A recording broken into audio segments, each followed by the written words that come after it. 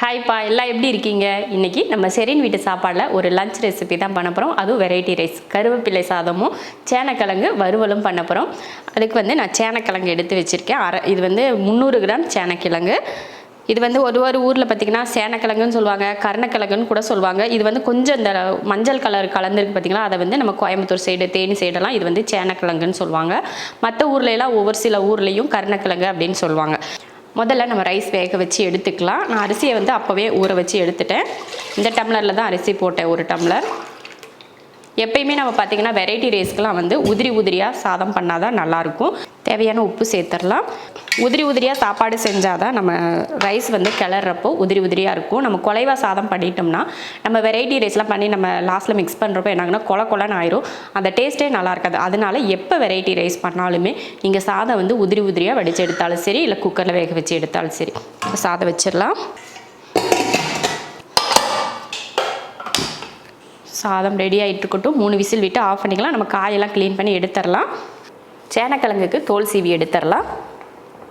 கொஞ்சம் முரடாக தான் இருக்கும் சேனக்கிழங்கோட தோல். ஆனால் பார்த்து கையில் கட் பண்ணிக்காமல் மெதுவாக சீவி எடுங்க.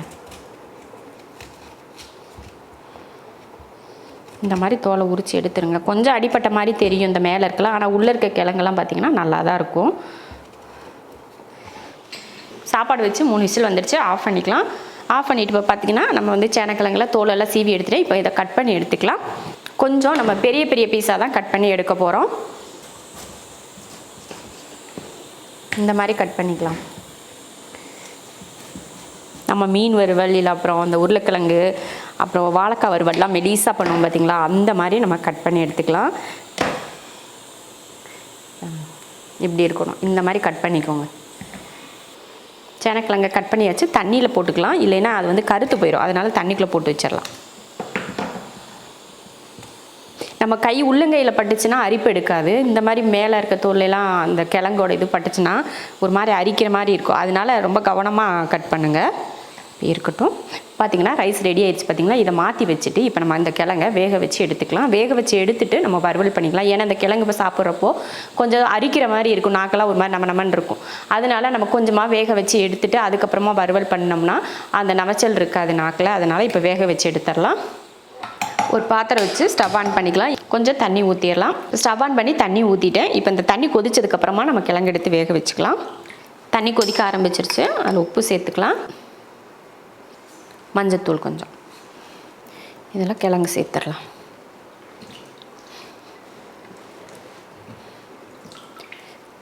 ரொம்ப வேக வைக்கக்கூடாது. ஒரு 3/4 பக்குவத்துக்கு நம்ம வேக வச்சு எடுத்துக்கலாம். மறுபடியும் நம்ம வறுவல் பண்ணுறோம் இல்லையா, அப்போ நல்லா வெந்துடும். அதனால் ரொம்ப வேக வைக்க தேவையில்லை. கொலைன்னு எல்லாம் வேக வச்சிடாதீங்க.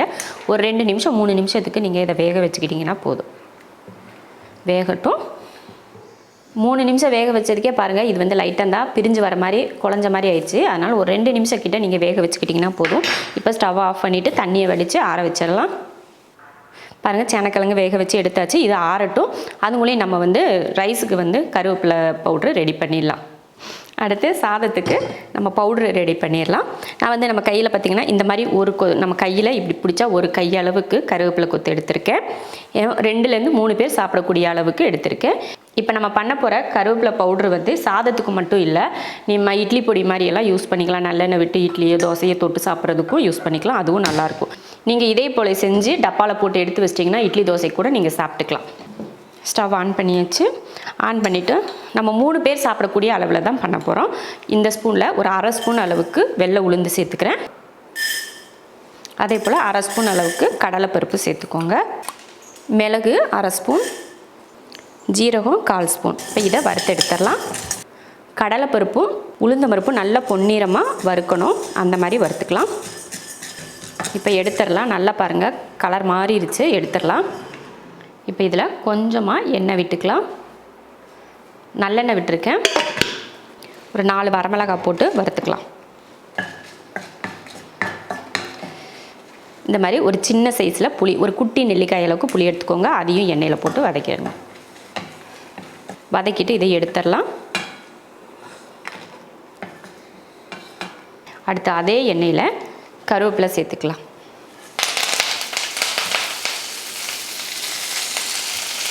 கருவேப்பிலை நல்ல மொறுமொறுப்பாக வரட்டும். அந்த மாதிரி வறுத்துக்கலாம். அடுப்பை சிம்மில் வச்சுட்டு கருவேப்பிலையை வறுத்துக்கோங்க. ஹை ஃப்ளேமில் வச்சு வறுத்துட்டிங்கன்னா கருவேப்பிலை வந்து கலர் மாறி போயிடும். அதனால் சிம்மில் வச்சுட்டு நல்லா மொறுமொறுப்பாக வர மாதிரி வறுத்து எடுத்துக்கோங்க. கருவேப்பிலை வந்து ஈரம் இல்லாமல் பார்த்துக்கோங்க. முதலே கழுவி நல்லா துணி வச்சு நல்லா தொடச்சி எடுத்துருங்க ஈரம் இல்லாமல்.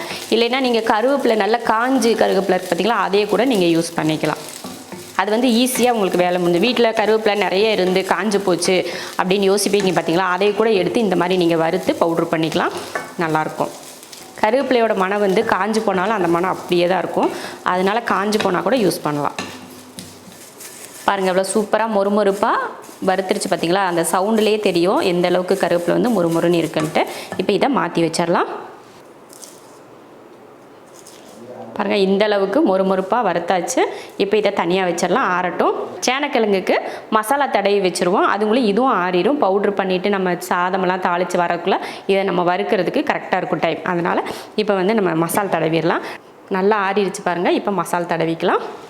ஒரு 1/4 ஸ்பூன் அளவுக்கு கரம் மசாலா தூள், 1/2 ஸ்பூன் மல்லித்தூள், மிளகாத்தூள் 1/2 ஸ்பூன், காரத்தை பொறுத்து மிளகாத்தூள் சேர்த்துக்கோங்க. 1/4 ஸ்பூன் அளவுக்கு இஞ்சி பூண்டு பேஸ்ட், ஒரு 1/4 ஸ்பூன் அளவுக்கு கார்ன்ஃப்ளவர் சேர்த்துக்கோங்க. எதுக்காகனா நம்ம வறுவல் பண்ணுறோம், மீன் வறுவல் பண்ணுற மாதிரி தான் பண்ண போகிறோம். அதனால் வந்து இந்த இது வந்து கடாயில் ஒட்டாமல் கருகாமல் இருக்கிறதுக்காக தான் இந்த 1/4 ஸ்பூன்லேருந்து ஒரு 1/2 ஸ்பூன் அளவுக்கு நீங்கள் கார்ன்ஃப்ளவர் சேர்த்துக்கோங்க. இது வந்து உங்களுக்கு இஷ்டம் இருந்தால் சேர்த்துக்கோங்க, இல்லைன்னா கட்டாயம் கிடையாது. கொஞ்சமாக உப்பு, ஏன்னா நம்ம கிழங்குல உப்பு போட்டு தான் வேக வச்சுருக்கோம். இந்த மசாலாக்காக மட்டும் கொஞ்சம் உப்பு சேர்த்துருக்கேன். சேர்த்துட்டு இதை கலந்துடலாம். கொஞ்சம் தண்ணி விட்டு கலந்துக்கலாம். இப்போ வந்து மசாலா தடவியாச்சு. இதில் நம்ம வந்து மஞ்சத்தூள் போடலை, ஏன்னா நம்ம முதல்லையே மஞ்சத்தூள் போட்டு தான் வேக வச்சுருக்கோம். அதனால் எக்ஸ்ட்ரா மஞ்சத்தூள்லாம் நம்ம போடலை. இது போல் தடவிக்கலாம். நம்ம மீனுக்கெல்லாம் மசாலா தடவும் பார்த்திங்களா, அந்த மாதிரி இந்த மாதிரி தடவி எடுத்துக்கோங்க. இந்த மாதிரி தடவி தனியாக எடுத்து வச்சிடலாம். பாருங்கள் சேனக்கிழங்குல மசாலா தடவி வச்சாச்சு. இது ஊறிட்டு இருக்கட்டும். ஊறுறதுக்குள்ளே நம்ம வந்து பவுட்ரு பண்ணி எடுத்துக்கலாம். கருவேப்பிலை சாதத்துக்கு இதை பவுட்ரு பண்ணிட்டு தான் நம்ம தாளிக்கணும். இதை பவுட்ரு பண்ணிட்டு வந்துடலாம். பாருங்கள் பவுட்ரு பண்ணி எடுத்தாச்சு. இப்போ தாளித்து விட்றலாம். ஸ்டவ் ஆன் பண்ணி கடாய் வச்சுருக்கேன். இதில் நான் நல்லெண்ணெய் சேர்த்துக்கிறேன். ஒரு 3 டேபிள் ஸ்பூன் அளவுக்கு நல்லெண்ணெய். எண்ணெய் காஞ்சதுமே கடுகு உளுந்து, கடுகு பொரிஞ்சதும் கொஞ்சம் கடலைப்பருப்பு 1 ஸ்பூன் அளவுக்கு சேர்த்துக்கோங்க. நம்ம இந்த கடலைப்பருப்பு போடுறது நம்ம சாப்பிட்றப்போ அந்த கடி போடுறப்போ நல்லாயிருக்கும் பார்த்தீங்களா டேஸ்ட், அதுக்காக தான் இந்த கடலைப்பருப்பு சேர்த்துக்கிறோம். அடுத்து 1 ஸ்பூன் அளவுக்கு வேர்க்கடலை. கடலைப்பருப்பு வந்து லைட்டாக பொன்னிறமாக ஆனதுக்கப்புறமே வேர்க்கடலை சேர்த்துக்கோங்க. ஒரு வரமிளகாய். இந்த மாதிரி நல்லா பொன்னிறமாக வந்ததுக்கப்புறம் கருவேப்பிலை கொஞ்சம் போட்டு கொஞ்சம் பெருங்காயத்தூள் சேர்த்துக்கலாம். அவ்வளோதான். இந்த மாதிரி சேர்த்ததுக்கப்புறம் நம்ம வறுத்து பவுட்ரு பண்ணலையே, அந்த பவுட்ரு இதை சேர்த்துடலாம்.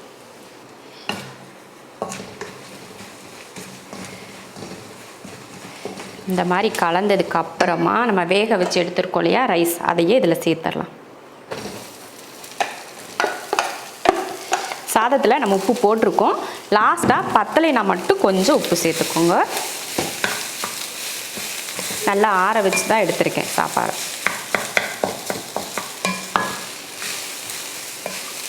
நல்லா கலந்து விட்டாச்சு. லைட்டாக சாப்பிட்டு பார்க்குறப்போ உப்பு பத்தாத மாதிரி இருக்குது, அதனால் கொஞ்சம் உப்பு தூவிக்கலாம். உப்பு தூவிட்டு மறுபடியும் கலந்து விட்டிங்கன்னா நல்லாயிருக்கும். கொஞ்சம் உப்பு சேர்த்துட்டு கலந்து விட்டுருவோம்.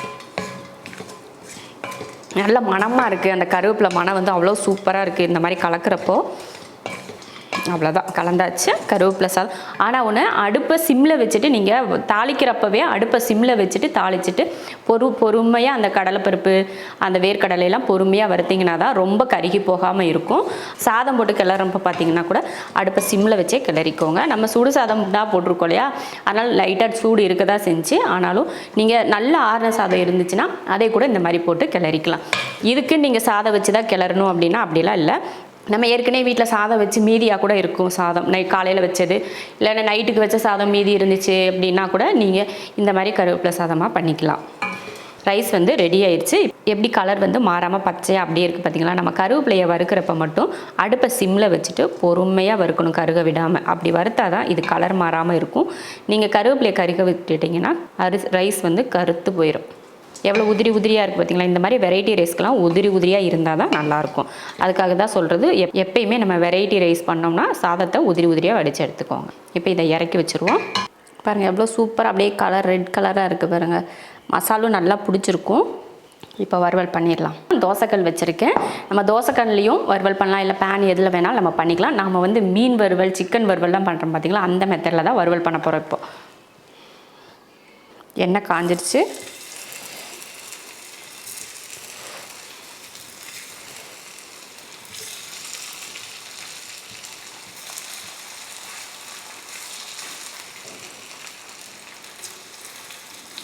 அதிகமாக இந்த மாதிரி மீன் தான் வறுவல் பண்ணியிருப்போம். இது போல் சேனக்கிழங்குகள் பண்ணிங்கன்னா நான்வெஜ் எப்படி இருக்கும் அந்த மாதிரி இருக்கும். இந்த சேனக்கிழங்கு வந்து இந்த மாதிரி வறுத்து சாப்பிட்றப்போ ஏற்கனவே நம்ம வேக வைக்கிறப்ப பார்த்திங்கன்னா 3/4 பக்குவத்துக்கு நல்லா வெந்துருச்சு. நம்ம சும்மா அந்த மொறுமொறுப்பு வர்றதுக்காக தான் இந்த மாதிரி பொரிச்சு எடுக்கிறோம். அதனால் நல்லா மொறுமொறுப்பாக 2 பக்கமும் திருப்பி போட்டு வேக வச்சுட்டு எடுத்துக்கோங்க. நல்லா 2 பக்கமும் திருப்பி நல்லா வெந்துருச்சு. இப்போ எடுத்துடலாம். எண்ணெயை வடிச்சிட்டு எடுத்துக்கோங்க. சூப்பராக சேனக்கிழங்கு வறுவல் ரெடி பண்ணிட்டோம். இதை சாப்பிட்றதுக்கு பார்த்திங்கன்னா அப்படியே நான்வெஜ்ஜில் மீன் சாப்பிட்ற மாதிரி சிக்கன் சாப்பிட்ற மாதிரி இருக்கும். ஏன்னா நம்ம இஞ்சி பூண்டு பேஸ்ட்டு நம்ம சிக்கனுக்கு என்னெல்லாம் போட்டு தடவி எப்படி வறுத்து எடுப்போமோ அது போல் இருக்கும் டேஸ்ட்டு. சாப்பிட்டு பார்த்திங்கன்னா அப்படியே மீன் சாப்பிட்ட மாதிரியே இருக்கும். அந்த மாதிரி ருசியாகவும் இருக்கும். அந்த மேலே பார்த்திங்கன்னா அப்படியே மொறுமொறுப்பாக இருக்கும். உள்ளே வந்து சாஃப்டாக இருக்கும், மேலே இருக்கிறது வந்து மொறுமொறுப்பாக இருக்கும். கருவேப்பிலை சாதம், சேனக்கிழங்கு வறுவல் சூப்பராக ரெடி ஆயிடுச்சு. அருமையான கருவேப்பிலை சாதம் ரெடி ஆயிடுச்சு. இது வந்து ஸ்கூலுக்கு போகிற பசங்களுக்கு, வேலைக்கு போகிறவங்களுக்கெல்லாம் லஞ்சுக்கு கொடுத்து விட்றதுக்கு ரொம்ப சூப்பராக இருக்கும். அதே போல் இந்த சேனக்கிழங்கு வறுவலும் இதே போல் செஞ்சிங்கன்னா ரொம்ப ரொம்ப சூப்பராக இருக்கும். இது கருவேப்பிலை சாதத்துக்காக மட்டும் இல்லை, அந்த சேனக்கிழங்கு வறுவல் நீங்கள் எந்த ரைஸ் பண்ணாலுமே சைட் டிஷ்ஷாக வச்சுக்கிறதுக்கு ரொம்ப நல்லாயிருக்கும். இது போல் நீங்கள் வறுவல் பண்ணிங்கன்னா, இது மாதிரி உருளைக்கிழங்குல கூட நீங்கள் பண்ணுறதுனாலும் இதே போல் பண்ணலாம், வாழைக்காயில் பண்ணலாம். அது உங்கள் விருப்பம். நான் வந்து சேனக்கிழங்குல பண்ணி காட்டியிருக்கேன். நீங்கள் இதில் எதில் வேணாலும் பண்ணிக்கலாம். கருவேப்பிலை சாதம் வந்து நம்ம சேனலில் ஒரு சிஸ்டர் வந்து அடிக்கடி கேட்டுகிட்டே இருந்தாங்க. அவங்க ரொம்ப நாளாக கேட்டுகிட்டே இருக்கேன். நேற்று கூட ஒரு கமெண்ட்டில் சொல்லியிருந்தாங்க, நான் ரொம்ப நாளாக கேட்டுகிட்டே இருக்கேன் கருவேப்பிலை சாதம் நீங்கள் செய்யவே மாட்டீங்கன்னு. அவங்களுக்காகவும் இந்த சாதம் சூப்பரான இந்த கருவேப்பிலை சாதமும் சேனக்கிழங்கு வறுவலும் செஞ்சு பார்த்துட்டு எப்படி இருக்குன்னு சொல்லிட்டு கமெண்ட்டில் சொல்லுங்கள். பிடிச்சிருந்தா லைக் பண்ணிவிட்டு ஷேர் பண்ணிவிட்டு நம்ம செரின் வீட்டு சாப்பாடு சேனலை சப்ஸ்கிரைப் பண்ணி பக்கத்தில் இருக்க பெல் ஐக்கானை கிளிக் பண்ணி வச்சுக்கோங்க. இப்போ சாப்பிட போகலாம்.